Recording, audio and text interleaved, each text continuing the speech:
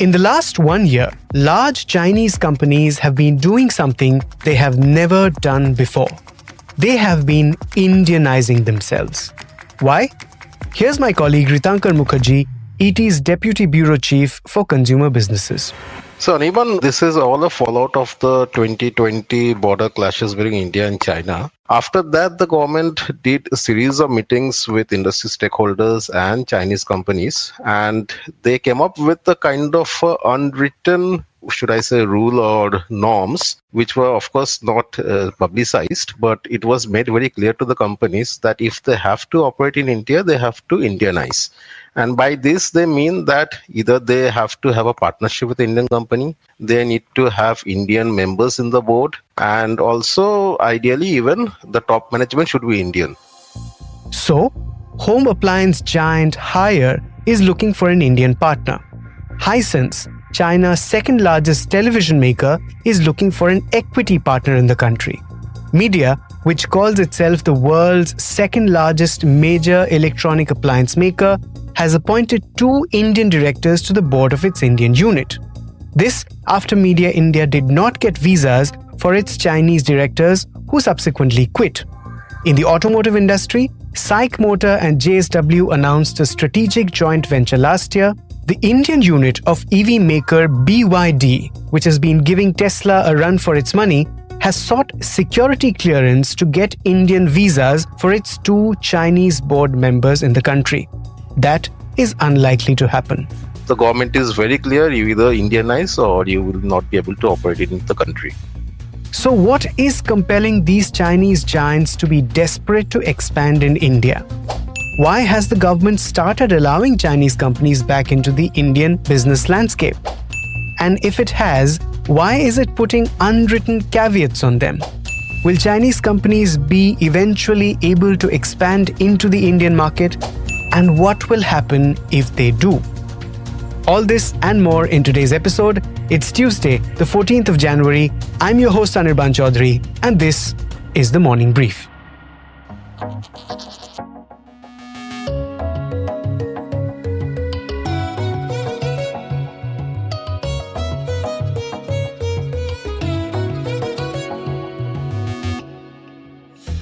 One of the biggest examples of a Sino-Indian JV was the coming together of SAIC Motor, the biggest state-run car maker of China, and India's JSW Group in a joint venture called JSW MG Motor India. Here's my colleague and ET's auto ace, Sharmishta Mukherjee. So Anirban, this is SAIC's second attempt to expand operations in India.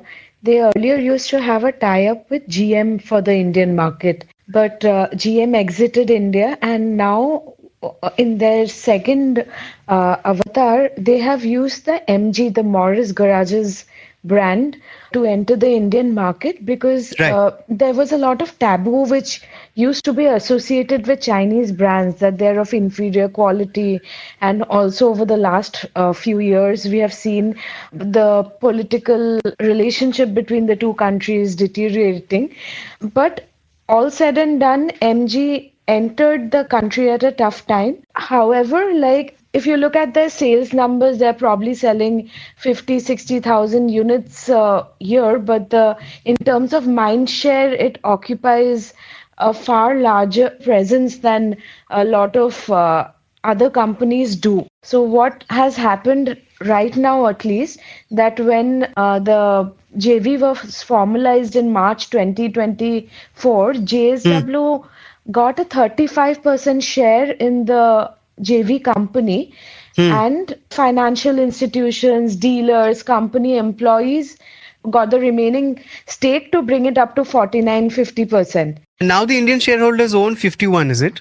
Yes. So now the resource crunch has kind of got sorted for them, and they have been talking about bringing in new models every 5 to 6 months, and most of them would be electrified vehicles, that is either plug-in hybrid vehicles or electric vehicles.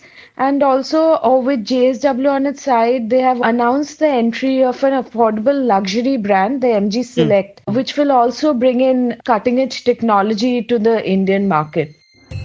Now, Another Chinese company has been waiting to make it big in India, the electric vehicle giant BYD. The company clocked a revenue of $28.2 billion in the October quarter, outpacing its rival Tesla's latest quarterly revenue, that's $25.2 billion in July-September for the first time. So, what is BYD's presence in the Indian market?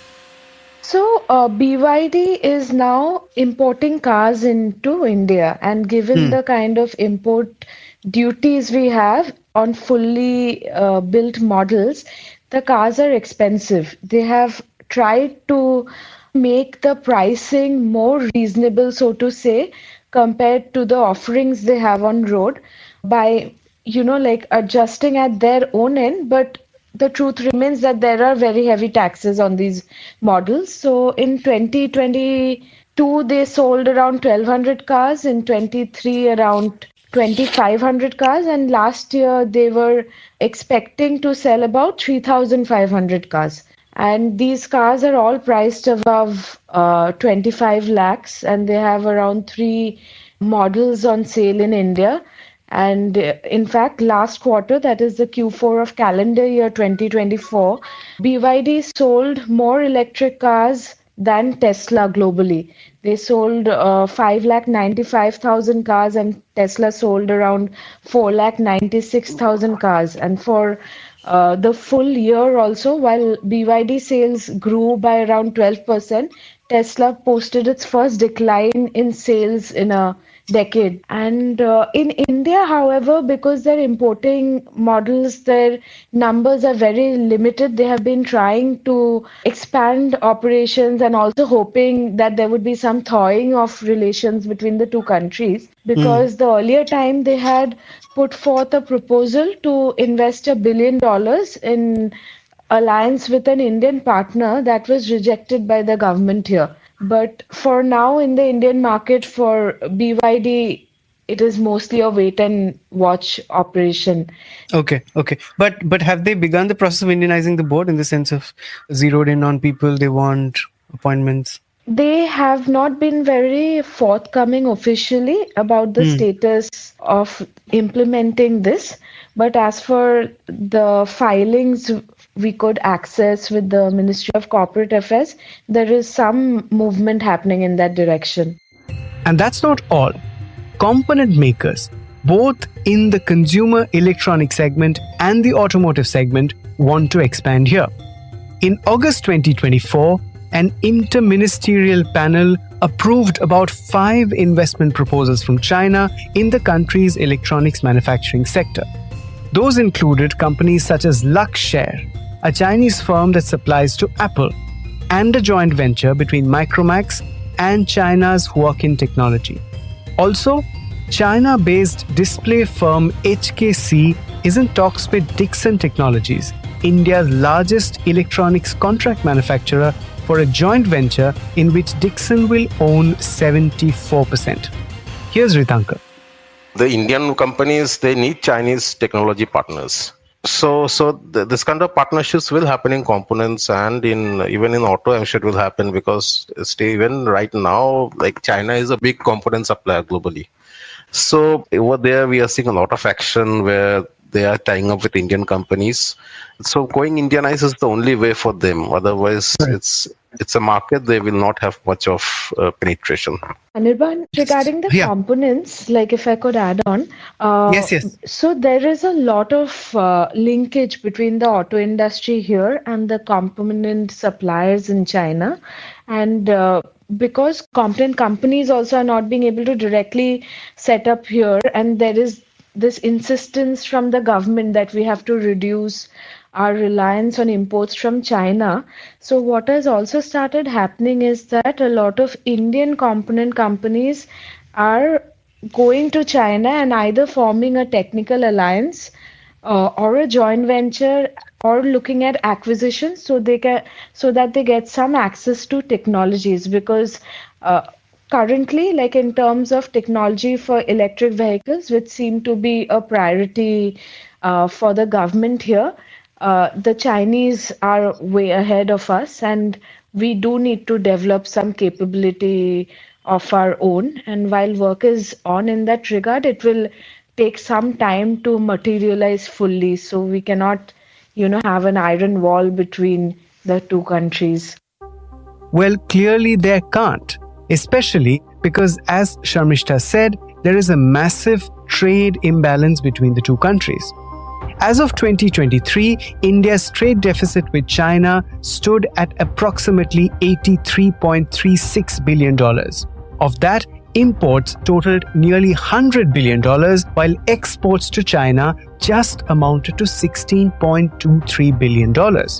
In the first half of 2024, the trade deficit reached $41.9 billion, skewed heavily again because of imports from China. So, in July last year, India's chief economic advisor V. Anantanageswaran called for increased Chinese direct investment to bolster India's manufacturing sector and enhance exports to Western markets. He said that attracting Chinese businesses to set up operations in India could help cut the trade deficit between the two countries. This was supported by Finance Minister Nirmala Sitharaman. But the security concerns, deep-rooted since 2020, remain. And as of now, there is clearly no fine balance between the two. And hence, while Chinese companies are allowed back into Indian soil, there are heavy caveats like no going solo and no Indian visas for Chinese top executives. Amit Bhandari is a senior fellow for energy, investment and connectivity at Gateway House, a foreign policy think tank in Mumbai. Here he is explaining the dichotomy.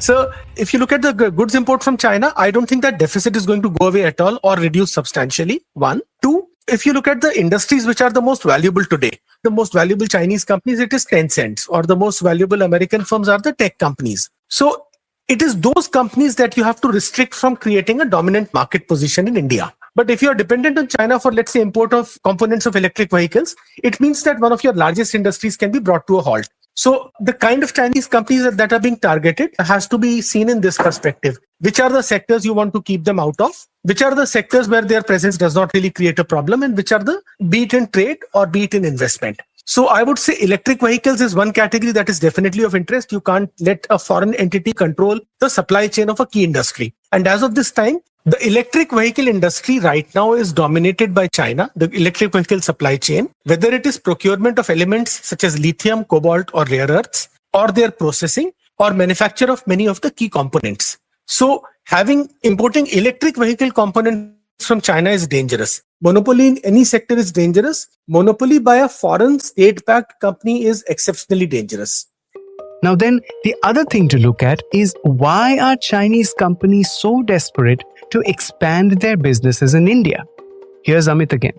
So there are 2 or 3 issues here, Anirban. The first is, of course, that you don't want to be out of any significant large market, and especially one such as India, which will be the 3rd largest economy in the world in a few years' time. But apart from the pull of Indian market, there are also a number of push factors that are forcing the Chinese companies to look for greater market presence overseas. The first of these is that China's domestic economy is not doing all that well. About 2 years back, you will remember there were a number of defaults in China's real estate sector, starting with China Evergrande and many of the smaller companies. Consumer spending is not picking up. Chinese government has tried to come out with various stimulus packages to keep its banking sector afloat. They have not really worked to the desired extent. And finally, China also expects that with the new American administration in place, there are going to be targeted measures to retaliate against what is perceived as China's one-sided business practices, which will further increase the need to reduce the reliance on the American market. In fact, corporate profits for Chinese companies have been on a downward trend, with an average decline of 4.7% year-on-year for companies earning over 20 million yuan in revenue between January and November 2024. This marks the 3rd consecutive year of profit declines, surpassing the 4% drop during the 2022 pandemic. Additionally, 25% of these companies reported outright losses during this period.